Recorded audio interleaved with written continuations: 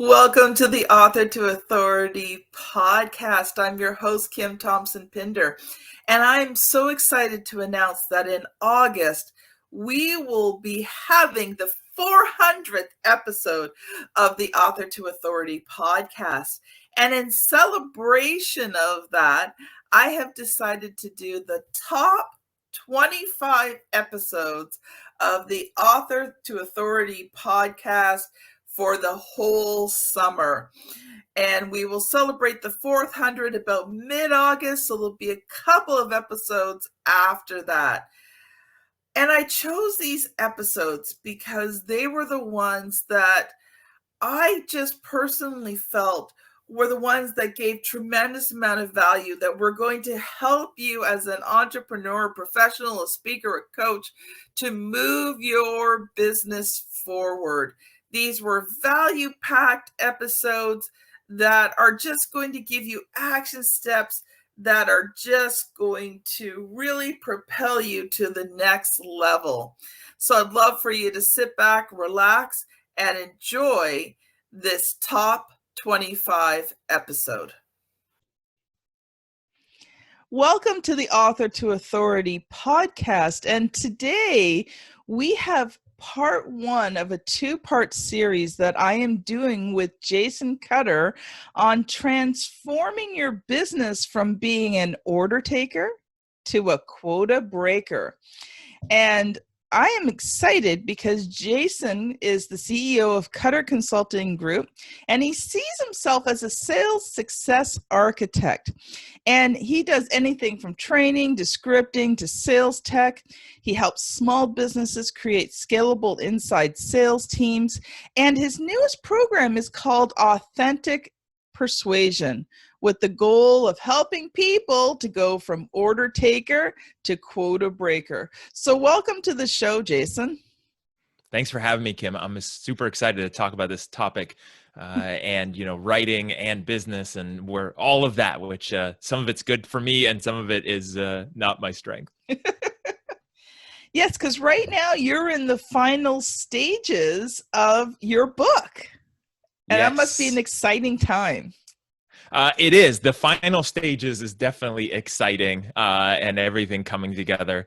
It's definitely been a journey in my head and through a process as well.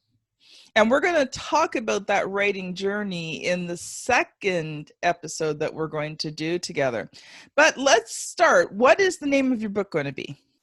Selling with Authentic Persuasion, Transform from Order Taker to Quota Breaker. I love it. Love it. All right, Jason. So why don't you take some time, introduce yourself, and share a bit of your story with us. Yeah, so as you had mentioned in the intro, I am a consultant. I focus on sales success for individuals, for sales teams, mostly companies that have inside sales like telephone sales, where they're hoping to help somebody move forward with some purchase decision over the phone. Consultative type sales where there's, a clear fit for the right people and, there's not a good fit for the wrong people. And so that's what I focus on. I do everything from mindset to training to sales to scripting to, like you said, the technology piece and marketing. And I've been in sales for a long time. Like a lot of people, I fell into sales. I wouldn't say accidentally because, I made the decision. It wasn't like I tripped one day and fell into an office and started on the phone in sales. But it was literally not my plan and not something I wanted to do when I grew up, like most people. And, the funny part and where I really love helping people now in consulting, as well as what I've done in my success in sales, comes from the fact that for me, my path is a windy mess. I have been all over the map as far as my career and life. And I feel like a lot of that comes into the authenticity of helping people and being real with people. I mean, my bachelor's degree is in marine biology. I spent years tagging sharks. I worked at Microsoft doing tech support for a couple of years. I mean, I grew up as a shy, awkward, only child, late bloomer to two very analytical parents. Yet here I am as a sales consultant, which on one side doesn't make any sense. And on the other side, it lends itself really well to this authentic persuasion kind of method that I teach people. Well, if you can negotiate sharks, I guess you can negotiate people. Well, and it's funny because you can't really negotiate with sharks, especially once they get to a certain size. When they're bigger than you can't really negotiate. But funny side story, one of the things that I did was tagging great white sharks, and this is near Santa Cruz, California. And my job, because I was the young guy on the boat, right? I'm 19, 20, 21 years old. My job was to take the long pole and push the 18-foot great white shark away from the bait that was hanging on the side of the boat. And so I had to convince the shark to not eat the piece of, fish or seal that was there. And yeah, sometimes I did a good job. Sometimes I didn't. Now, were you ever in the water with the sharks? Not with great whites, no. That was definitely from a boat, and illegal in California to be in a cage. So that was just from the boat. With smaller sharks, up to 3, 4, 5 feet, definitely in the water, in the estuary, in the slough. So yeah, I spent a lot of time in the water with smaller sharks. So how do you tag a shark if you're not in the water with them? A long pole with a sharp tip. That's how you do it. Okay. And the other thing that we used to do with blue sharks is you wouldn't be in the water with them. They'd be swimming around, and sometimes we would just literally reach over the side of the boat and grab them with our hands and pull them into the boat by hand, and then hold them down and tag them and weigh them and measure them. So obviously those are the smaller sharks. Yeah, up to like 4 feet or so. You're just reaching over and grabbing a shark. Why not? It's funny. I've actually watched animal shows where I've seen that done, but you don't, usually on these shows, it's such a serious thing to get this shark into the boat, right? And you're like, oh yeah, we just grabbed them and threw them in, right? Yeah, I mean, if it's, again, and then people listening to this and people, when I tell a story, they think it like just ridiculous because you couldn't imagine it. But yeah, I mean, it's only a 3 or 4 foot, shark. So why not just grab it? Yeah. And I mean, the truth is, once they're out of the water, it's not that they can't hurt you, but they're a lot less they're more helpless when they're out of the water. Yeah, you just got to have the person who's holding the head pay very close attention to what they're doing. That's pretty much it. That was the rule. Did you ever get injured at all? No, not really. Not by any sharks. It's funny because I thought for the longest time what would have been cool is some kind of non-life-threatening shark scar, like being bit and having like this cool thing on my leg that I could point to. But no, that never happened. Some fishing related, equipment related stuff, but never shark related, other than the fact that their skin is like sandpaper. If you've ever felt it, it's like sandpaper, and they say it's true. So when you're holding one like a log at your chest and it starts rolling and twitching, then it burns. But other than that, no. And of course, all of this is totally related to my sales consulting. Well, I don't know. I think sometimes sales does feel like shark wrangling. So 100%. Dealing with actual sharks in the water is way easier. Yeah. They're very predictable. They go one direction. They have one thing in mind, and that's very easy to predict and mitigate. Cool. So then you worked at Microsoft. And so what really got you into sales, though? What kind of... For me, it was Microsoft ended, the contracts ended. They moved all the jobs to China and India for the first time in outsourcing, which now people take for granted and assume has just always been that way. And I needed a job. Family friend said, hey, there's a guy who's growing his mortgage business. You should do that. It was the height of, or getting to be the height of, the real estate boom at the time, 2002, 2003. And so I went into it. It seemed like it wasn't selling. It wasn't sales. It didn't require a lot of convincing. I didn't get any training, and I made lots of mistakes that cost me lots of money because I was still doing it wrong, and learned a lot of lessons that I still use to today in myself and for others in that process, which just started me on this journey of selling and sales. Mm-hmm. Now, when did you decide to start your own consulting group? So mentally, I decided to do that around 2014, 2015. It didn't actually take shape until the end of 2018. Mm-hmm. But another sidebar, I was working as a government contractor overseas as a civilian, a lot of time on my hands. And I realized everything that I had done in sales and business like would be the perfect use as a consultant because I've done it internally. Now I could do it externally. So that's great. So I started the process of getting my MBA, which I earned in 2017.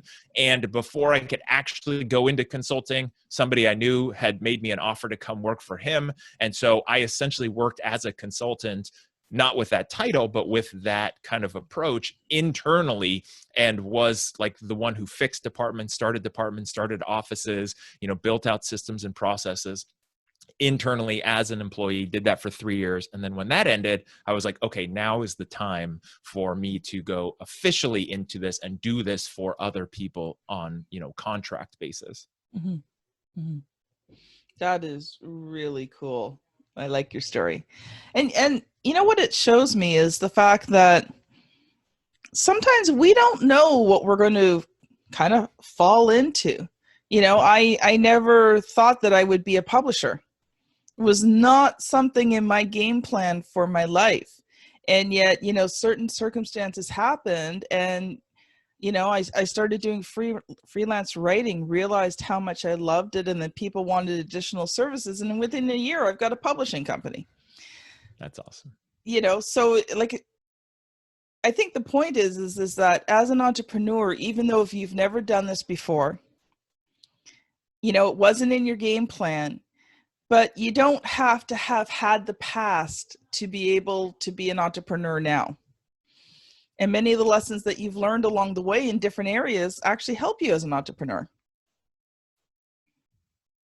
Yeah. So for me, the toughest part was the mental. For the longest time, I beat myself up in my own head about my windy path and how I didn't follow the standard model of what you're supposed to do. Go to college, you get a degree, get a career, have a career, start a family, do all those things. And I didn't. And then I realized later on, like those experiences actually made me who I was, and the ability to do what I do with a wide range of different people and conversations and persuading. And all of that was actually very valuable. Plus being self-aware enough to know what my strengths are and what I'm really good at and what I can really do to benefit other people and what that value actually is, and leaning more on that. Well, let's kind of get into our main topic for today, and that's transform from an order taker to a quota breaker. And I know you've got some things prepared, so I'm going to let you loose for a bit to share what you've got prepared, and then we're going to talk about it. So I think the biggest thing is that, in that formula, which is authentic persuasion, there's two important pieces. And, like you just mentioned, what I see a lot in the world of people who are supposed to be selling, right? Whether you're in a cubicle on a phone and you're supposed to be, closing deals, or you're a coach or a consultant and there's a sales aspect prior to you getting to do what you really want to do, which is that coaching or that consulting. There's a sales piece. So I'm not just talking to, who you think, okay, they're in a call center or they're on a car lot trying to sell a car. I say this all the time, everything in life is sales. And so it's very important, but there's a lot of people who operate like an order taker. They're giving information, they're hoping someone buys from them, and they don't want to persuade because they see that as manipulation, and they're afraid that, to be successful in sales takes being that person you see in the movies that's just ripping people off, manipulating, lying, using sales tactics, using these closing lines, trapping people, using NLP, and doing all of these things that people don't want to do because they don't like when it's done to them. So they choose to do nothing. So what I teach and help people to understand is the power in authentic persuasion, which the first part, on the practical side is knowing who you are, being being self-aware, like I mentioned a few minutes ago, Mhm. understanding your strengths. Like, what is it that you really are good at? For me, I'm really good at solving problems, taking things apart, understanding how it works. I'm terrible at putting things back together. So if I take apart the remote for the TV, we'll just buy a sec. I'll know how it works, but we'll need to buy another one because I won't know how to put it back together. It's also why I don't work on my own car, because I can take it apart. I just can't put it back together. So, but I want to know how it works, and then I want to solve problems, and I want to make things better. When I was younger, I didn't really think I liked people because I was a late bloomer, and people were strange to me and not nice growing up. And so I focused it on certain things. That's why the sharks, right? That's problem solving and understanding. And then I shifted to people. So what are your And they don't strengths? And talk what can you? back. They don't talk back. It's very nice, right? Like, it's way better than when I worked in a restaurant waiting tables and people would talk back or want, certain things. So, it was always easier. And like, I learned what my strengths are and what my weaknesses are. Mhm. And then also the other thing from a practical side is that we all have fears. Yes. The thing is, there's a part of all of our brains that is still stuck thousands and thousands of years ago on the savannah, on the plains, in a cave, fighting for survival, worried about eating the wrong berry, worried about animals that might jump out and kill us at any moment. Yeah. And our brain still thinks that. So it holds people back. Like, if you call somebody and they don't buy from you, that means nothing, and it's not going to kill you. But our ego Thinks is it so is. afraid of that, because an attack at our ego is the same thing. They might as well had shot us and we're now bleeding to death. That's our brain doesn't know the difference, right?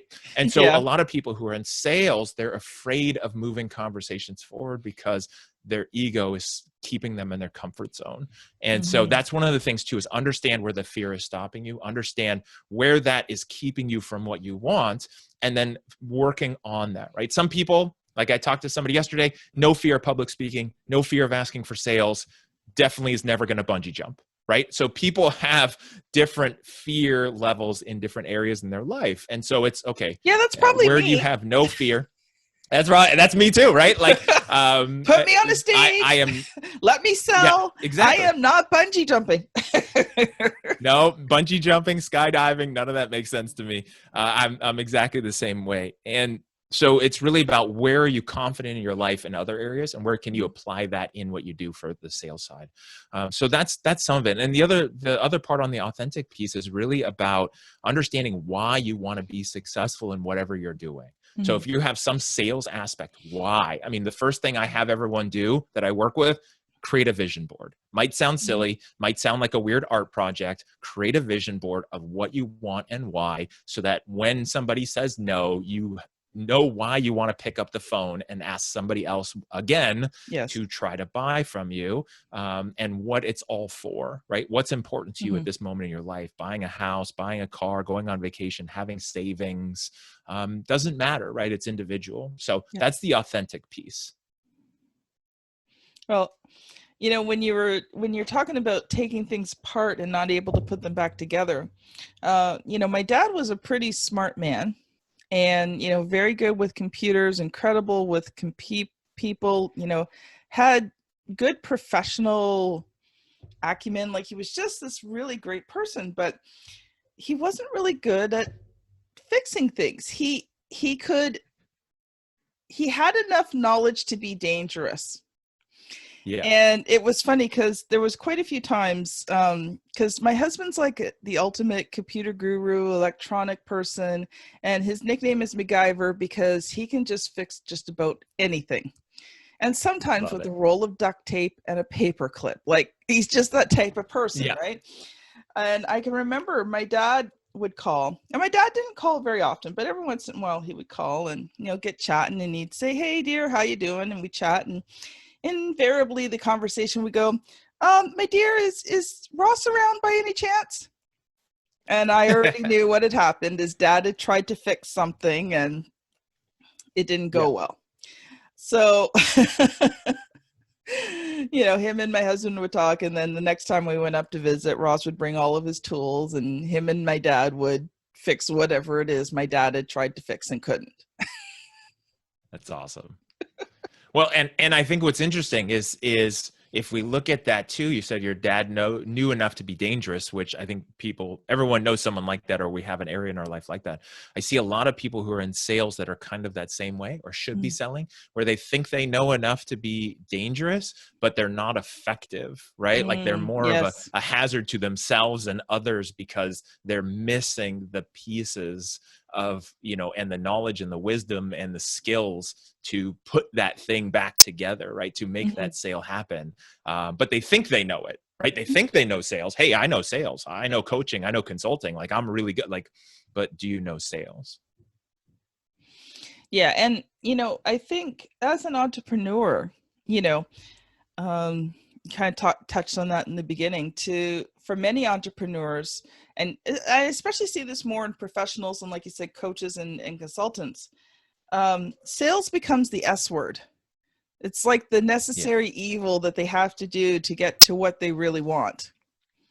And I think that perception, that mindset really needs to change, because you can't really grow a business without some sort of sales system. And for me, the sales part of my business is actually the beginning of a new relationship. It is. That's when I get to start to know people, is through that sales process. And, I'm like everybody else. I don't get 100% yeses. I get yeses, I get no's, and I get it's not the right time. Those are the three things I get. Yep. And so, but the relationship, that's what I focus in on, is the relationship, because that's, to me, the valuable part. And I find when you focus in on that, it makes the selling part a lot easier. And I think the key is to focus on relationships, because it's all personal, right? Like there's terms now floating around. People might be familiar with this, like B2B, right? So there's business to business, somebody who's selling software or something to a company. Then there's B2C or D2C, which is direct to consumer, business to, consumer, right? I'm selling something to an individual.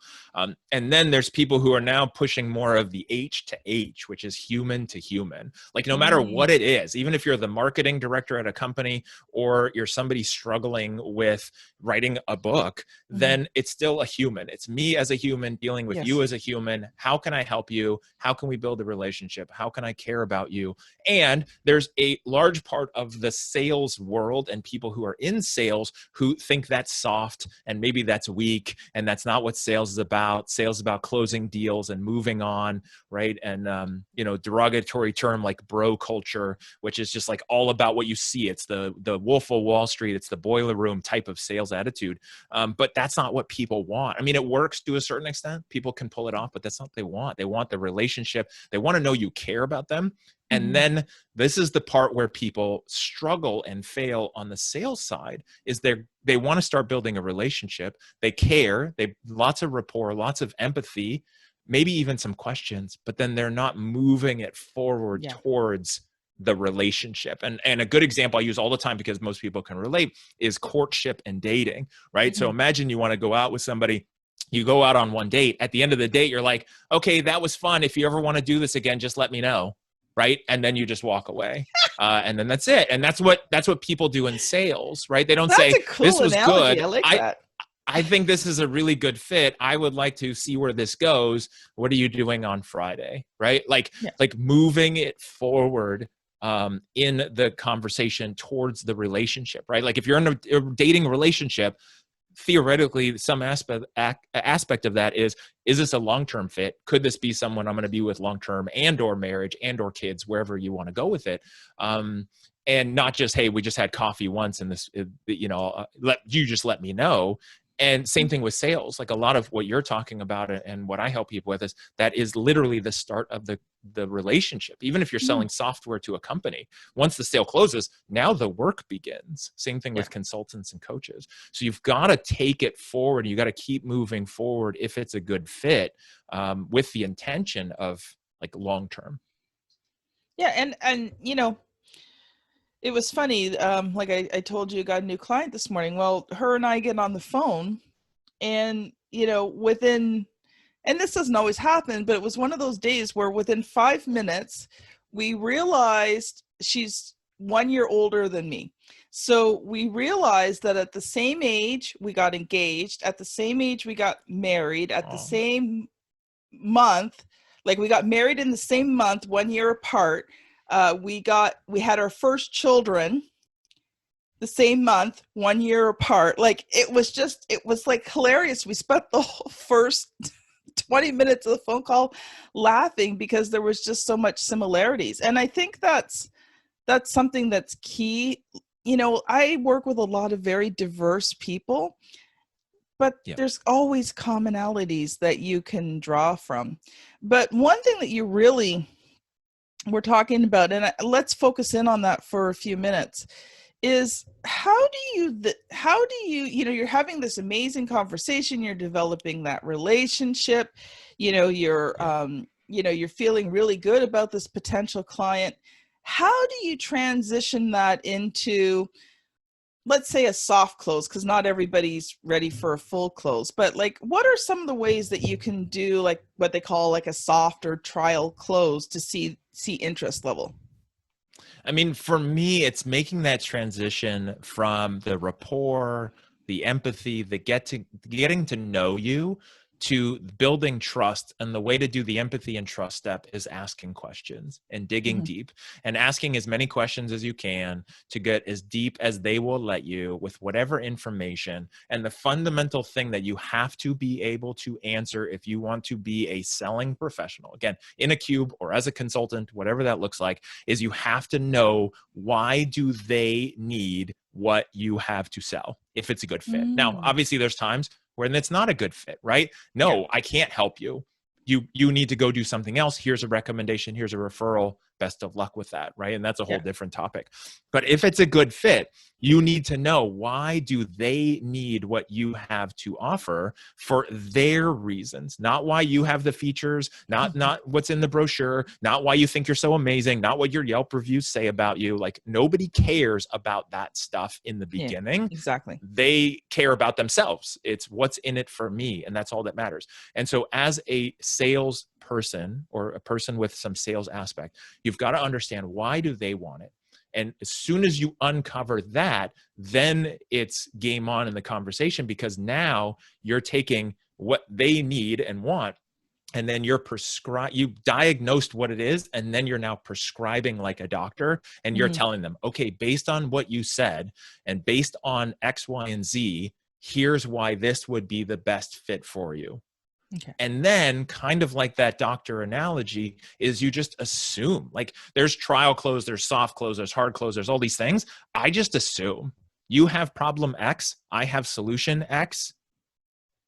Okay, the next step is, let's go ahead and get you started, right? Like, literally, I've told people that, okay, so based on this information, it sounds like the best thing to do is to work together, and for you to sign up for this program, I need to get some information from you. Go ahead and grab your credit card while I get some info from you. Like, we're just done. I don't even need to ask you if you'd like to do it, because you've given me permission in this conversation to explore. We've explored. You've come to me with a broken leg. I've diagnosed the broken leg. Now we're going to fix the broken leg. Any questions? That's it. Oh, I really like that. And the thing is I wouldn't say get away with it, but when you do it from a place of caring and empathy and knowing what's best for the people you can help, and knowing what the outcome will be with you and what the outcome is like without you and your help, then it comes from a different place of power, where it's like, I'm doing this for you because it's my duty and responsibility. If we hang up the phone and you don't buy from me, I don't know what's going to happen to you. And I mean, I know for some people, what you've just said probably is going to scare them to pieces, because that's probably something so new and revolutionary to them. But I remember the first time that, I don't use quite that wording. I'm probably a little softer in my wording, but I remember the first time I really felt that kind of attitude, that I could just assume the sale. And it was scary. I didn't want to do it because it kind of goes, it made me feel uncomfortable. But I remember when I did it and the person said, okay, yeah, here's my information. Let's get started. And I went, it's a good thing they couldn't see my face. It was over the phone because I'm like, oh, That worked. right? Like on the inside, I'm going, yes, yes, yes, yes, yes, right? But it does. Like you have to know that what you provide is valuable and is valuable to that person. And here's the thing, by assuming the sale, if the person's not really ready to go move forward, they are going to tell you no. They will stop you. Let them stop you. Don't stop yourself. Yeah. Yeah. Because I think we get in our minds, we assume they're not going to buy. And so we have to change that mindset and assume they are going to buy.